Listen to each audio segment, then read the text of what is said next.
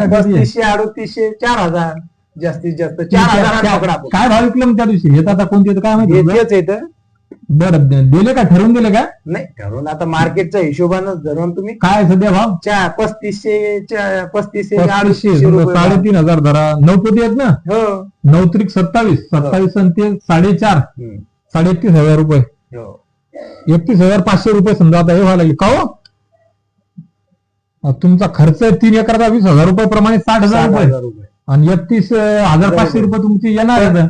आणि आता औषधीवाल्याचे याचे धरले नाही पुन्हा ते तुम्ही माल नेसाल ना 10 पोत्या 9 पोते. हो ते ते नेण्याचं गाडीवाला सोडून द्या. भरते सोडून द्या, जाऊ द्या, हमाली सोडून द्या, सर्व ते सोडून द्या. हो पण मग आता 60,000 रुपये खर्च आला, 31,500 रुपये तुमचं उत्पन्न झालं तरी 3 पोते झाले म्हणतात त्याला जे बरं आहे कमीत कमी 1-2 होण्यापेक्षा. पण मग आता 60,000 31 गेले म्हणजे किती राहा लागले? 28,500 29,000 रुपये 28,500 रुपये.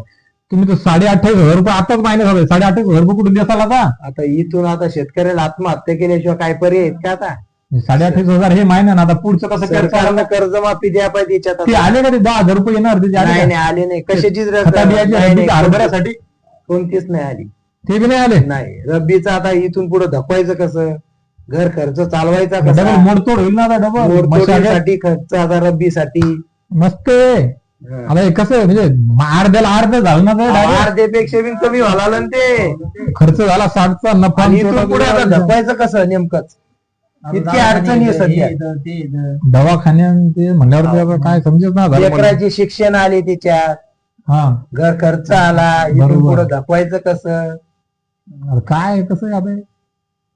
100% आता ते कर्ज फर्ज काढा ना पुढलं. दुसरं काय इलाज आहे? मग आता काही लोन काढणं पडेल मग आपल्याला. सरकारनं जर याच्यात आता काही मदत नवं लोन भेटले का नाही भेटले आता काय माहिती. मदती भेटल्या की कशा आल्या का नाही मदती? मदतीने आले आम्हाला. पीक विमा वगैरे काही काहीच नाही. अजून नाही. एखादी स्टेटस पाहायचे असते, मोबाईलवर चेक करायचं असतं, आले नाही रकमा दाखवा लागले, कॅल्क्युलेशन अवेटेड आहे का काय पाहायचं असतं ना. काय काय झालं 2025 तर काहीच नाही. 2025 ला कदाचित वेळ असं देणार आहे ते, पण आता किती वेळ लागतात त्याच्यावर डिपेंड आहे. मागचं तर नाही सांगतायत पण हरभऱ्याचे देणार तर खत पेरायले आता, पण जे देतात की त्याच्यावर डिपेंड आहे. कोणता ऑक्टोबर आहे का? हो ऑक्टोबर. ऑक्टोबर 25 झाले असेल ना. हो पेरायचं म्हणलं आता जर भेटले तर हातभार होईल.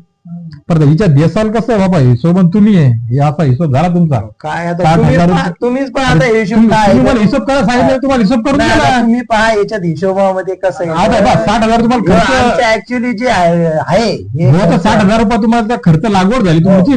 30,000 रुपये तुम्हाला येणार का?